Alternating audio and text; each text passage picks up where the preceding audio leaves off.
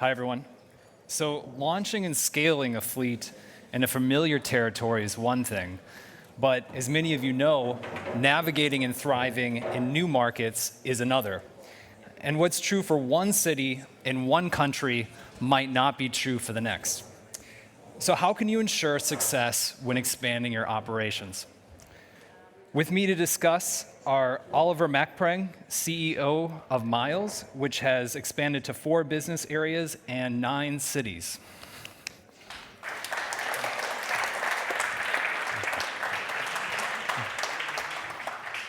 Agustin Guilisasti, CEO of HumanForest, who have built up operations in one of the largest cities in Europe. Thank you. And Kasper Zwetsloot, COO from Felyx, which currently operates in 3 countries.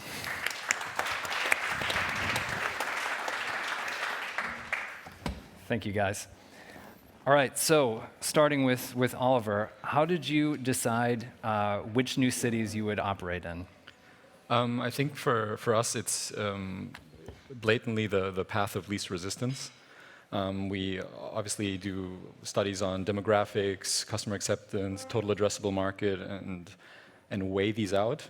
But we always choose to go the path of least resistance. So the city where the regulatory environment is amicable, where the customer acceptance is there, that's kind of how we choose to enter new markets.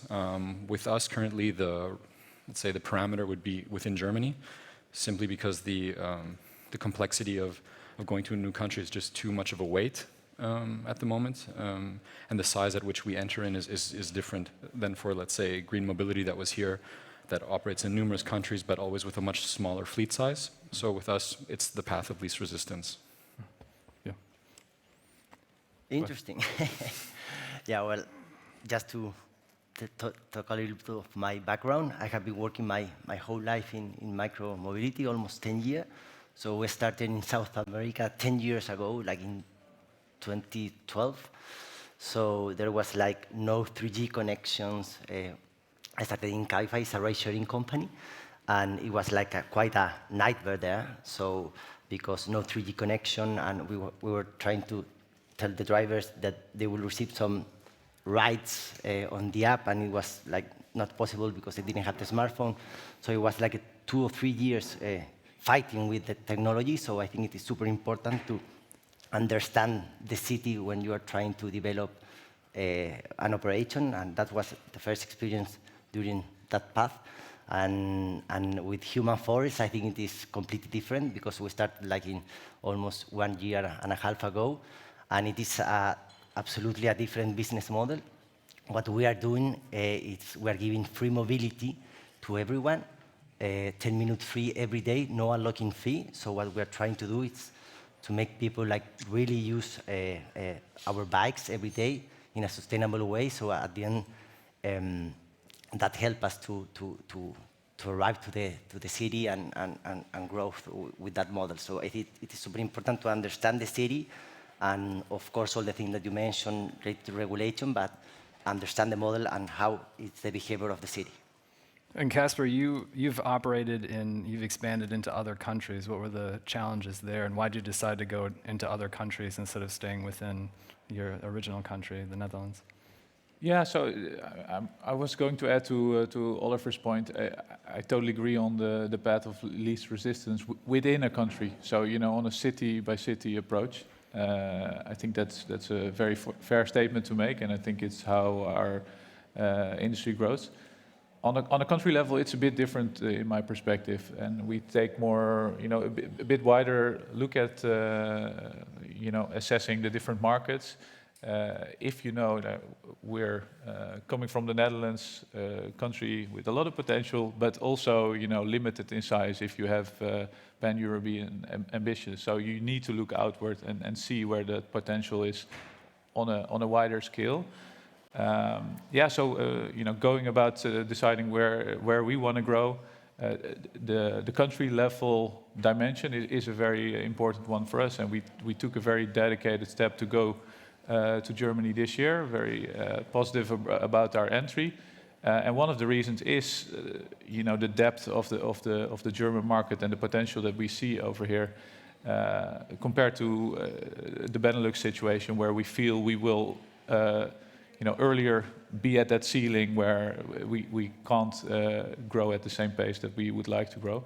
But choosing Germany over others,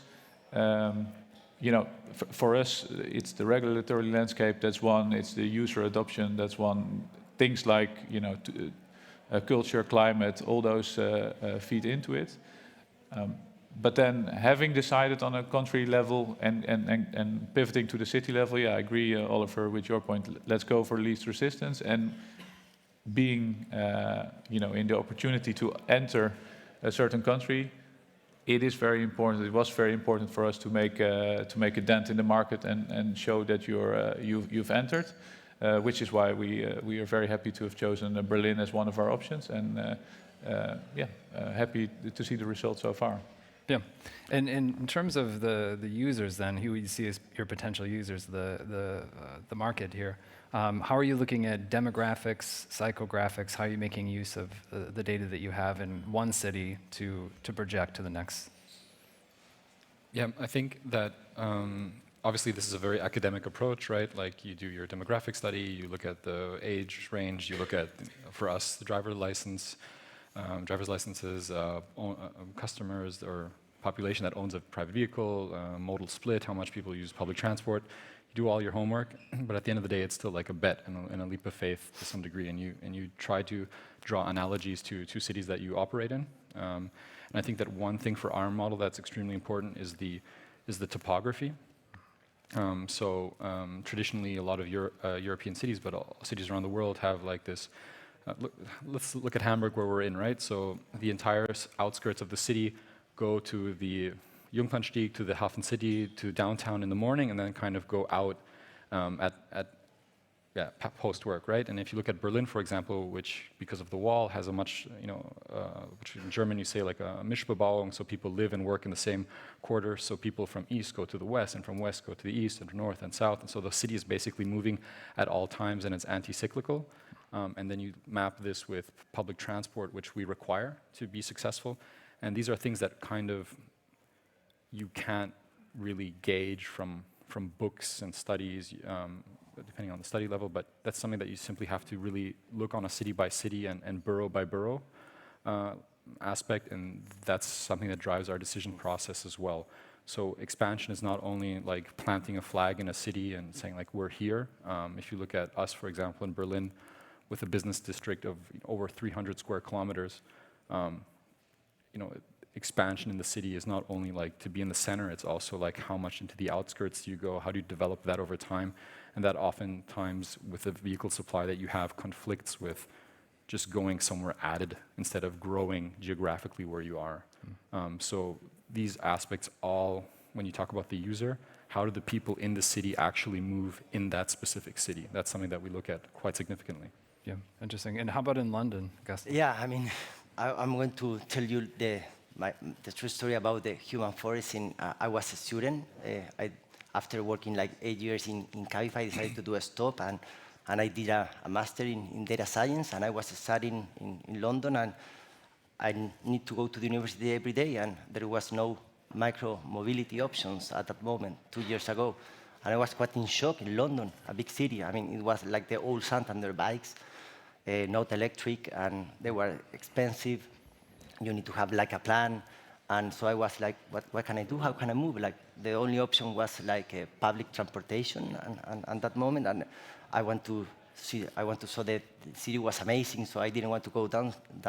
So there was a huge opportunity there in London, and we create this HumanForest and business model that it is quite different, that we give like free mobility to everyone every day. So it was quite, I was a little bit in shock when we did the trial like 2 years ago, and the acquisition, the number of users like requesting our bikes because they were free, it was like incredible, like comparing with numbers that we used to have in Cabify in acquisition. So, and the reason why I think it is because we understood what people need in that big city, and it is that they want to move from M to B, and they do not want to pay that much. So maybe you will ask how we manage to have income, because if we are free, like, so we create this platform that behind that we have a digital advertising platform. So different partners that are aligned to our vision of sustainability, they can add after each ride, so we're able to give free mobility to all our users and have income and be real sustainable. So our acquisition and the way that we acquire users, it is related to that, and I think it was a real needs for the city. So even though we analyze all the KPIs about number of boroughs, condensity, and everything, I think this is more related to the real needs of the city, and that's what we are trying to do with HumanForest. Yeah, sounds good. And how about user acquisition? And when you're starting in a new city, how do you get new users? Is it performance marketing? How are you going about it? Yeah, the approach we take, I think again, it differs city by city. There's not one playbook that we take for each and every city. When going to Germany, we were very conscious of going initially to cities where the phenomenon is out there, that moped sharing is already a reality. So we have benefited to some extent from others launching prior to us and getting familiarity levels to a higher level. That's not to say we are limiting ourselves to these cities in the long run, but for the initial phase, I think it was a very important step to take. Then in terms of creating traction on our platform, we are quite conscious in the weeks up towards the launch to build up that momentum, try to engage already with, you could say early adopters, at least early adopters in your setting, and try to create something that then catches on once the mopeds are running on the street.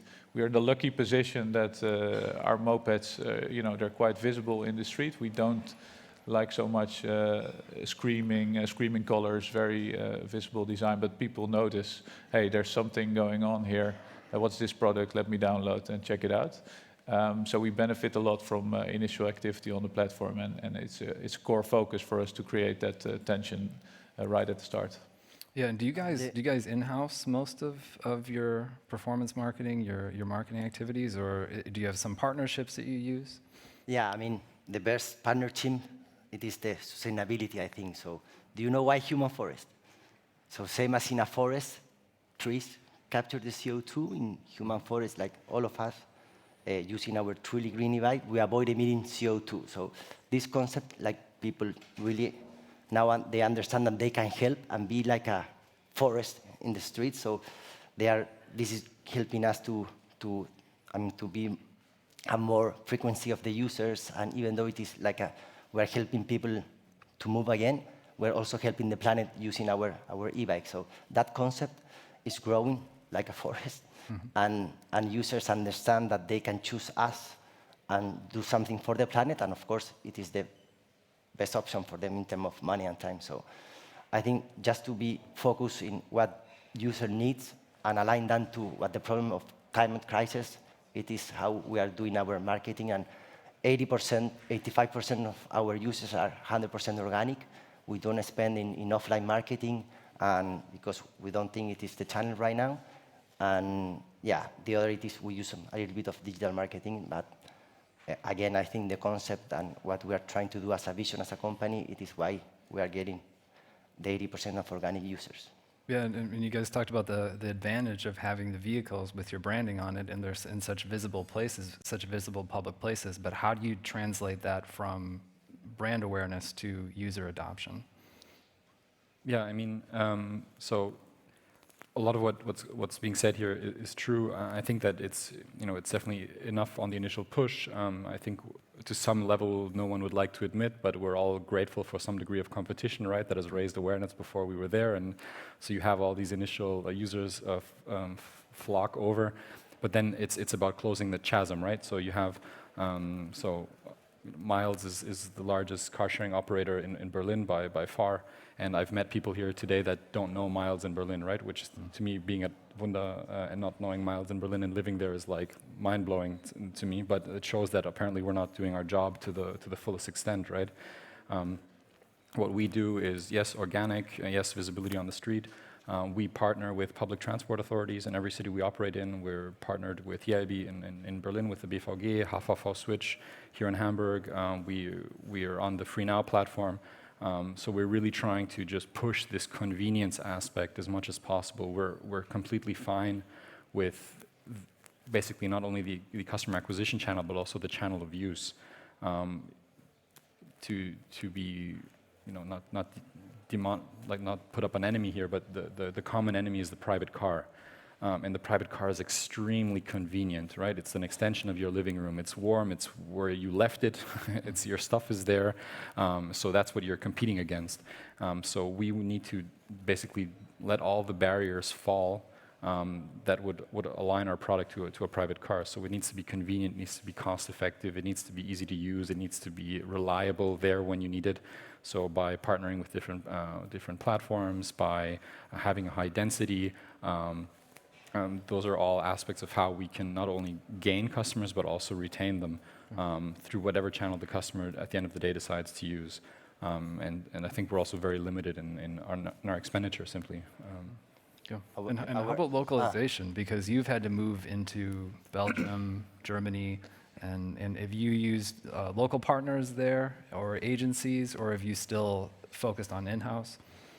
We do collaborate because we believe, certainly in the scale-up phase, we have the ambition to own a lot of the activities ourselves long term. But we didn't discuss, but the seasonality that's inherent in our product, for instance, is something we are mindful of. So we do work with partners, to service us on overflow periods, high peak moments. I think when it comes to user generation, what is really important, ultimately, is really understanding how that city, ties together all the current existing infrastructure that's there. That has to do with collaboration with public transport, but also really has to do with current habits ingrained in the inhabitants. And we see that, we try to study that, try to stay close on that. And then, density you mentioned is, for instance, an example. We have a certain hypothesis on what is a density that we feel is viable. We measure it. We try to be quite strict to ourselves. What are the max distances or average distances that we share with our users to see how that impacts conversion. And we do see that differs locally, and we do, draw conclusions from it. So, a Berlin versus an Amsterdam, the interaction is very different, and we try to study that and pivot to some extent, try to rebalance. Of course, you come in with a certain hypothesis, but the topic here is mentioned navigating new markets. I think, yes, there's a lot that can be done in the validation phase, where you do your homework and you try to go in it as best as you can. But really, for me, the key to success is also staying close to the ball after launch. And in that first year, trying to navigate and see where you were actually initially wrong, because inherently you're not always right. We've learned at Felyx, but I think my colleagues here would confirm that's just basic theory, that you can't be right on all the dimensions that you foresaw. So that's something that we definitely are mindful of. A good example is us going to the Brussels market in Belgium. Initially, we went there with a big fleet showing a very focused surface area. And we understood that, for instance, the density parameter in Belgium is very different from what we saw in the Netherlands. We had to pivot from that. I'm very happy to say we successfully did so, but the success was not made on day one when we said now we're live. The success was made over a longer horizon, and if we weren't careful in that first 12 months, things would have ended up very differently from where we are today. So that's an important element to when navigating new market. It's really, for me, keeping an eye on the pulse of the market throughout the year, given the seasonality. Acknowledging that and making sure that after a year you evaluate thoroughly. And what kind of milestones are you looking at, Agustin, when you're opening them? Yeah, before that, I think related to the partner thing, like our business model, it is built So half percent of our income is part of our partners. So we're working super close with them, and it has been like a super nice adventure using this platform as a digital marketing platform. And it is super fun how we can create community with them. For example, during the pilot, we work with Whole Foods, and they give discount inside our platform for users related to sustainability. So at the end, we are creating this community with all our partners, and I think it is quite working. Our milestone, we really want to reforest cities. This is our vision is to do it with free mobility. So we are pushing hard to get this social community and get more partners on board, so we will be able to give even more free minutes to everyone. So, and of course, we need to be success in operations, and that's we are doing a lot of in-house operation, and we don't outsource that. We do it in-house, and we align to the same concept of, for example, we call the greenhouse. The gardeners are the ones who swap the batteries, so everything is related to, we use renewable energy and 100% electrical fleet, so we are really committed with the sustainable point, and I think that's something that will be growing, and we want to be the leader on that in the UK. And related to the operational thing, it is crucial that we need to give good service, and it is super hard to know how many vehicles to have in each boroughs in London. So at the end, we use something that we call load factor, and that means how many time or how busy is the bike during the day.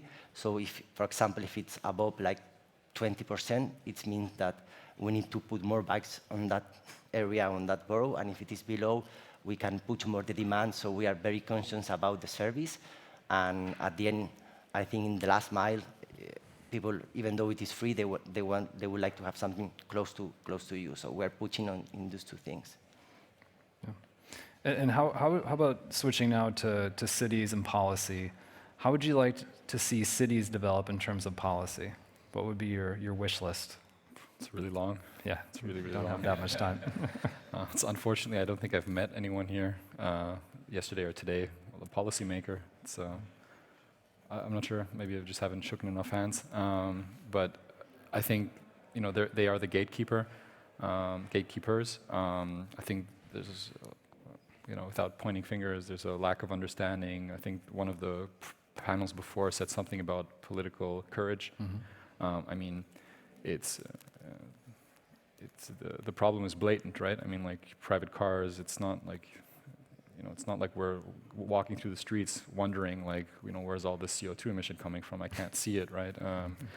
And we're so quick to penalize, use or any type of consumer behavior that we deem unworthy or not social, and to incentivize behavior that we deem acceptable or that we want to incentivize, be it subsidies for EVs,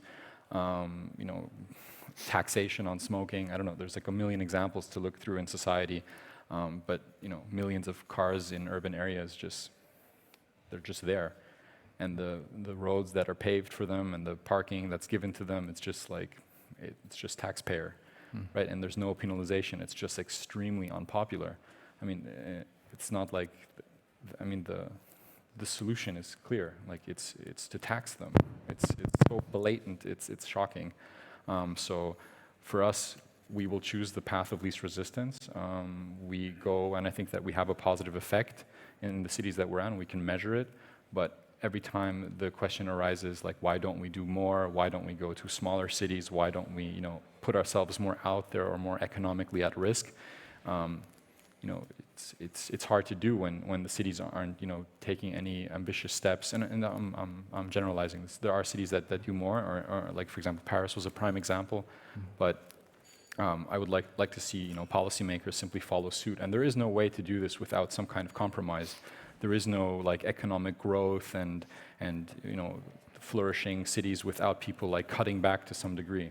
So either they need to regulate it, tax it, to somehow make it less attractive for people to, or less free to pollute the city with cars and private cars. It's that simple. I wish there was a different answer, but it's really, that's what it comes down to. Yeah, we heard taxation. How about subsidies? What do you guys think? Yeah, the subsidy landscape is quite complicated to navigate, is my personal opinion. Again, adding on to what Oliver said, I think what you're saying is very right on the national level, and there are a lot of things happening. I think on city level, I'm a bit more optimistic. I see, some cities really trying to understand the micromobility phenomena, studying it carefully, trying to see where it brings us. The regulatory angle, if I look at the Benelux versus Germany, for instance, for us, it's quite a stark difference.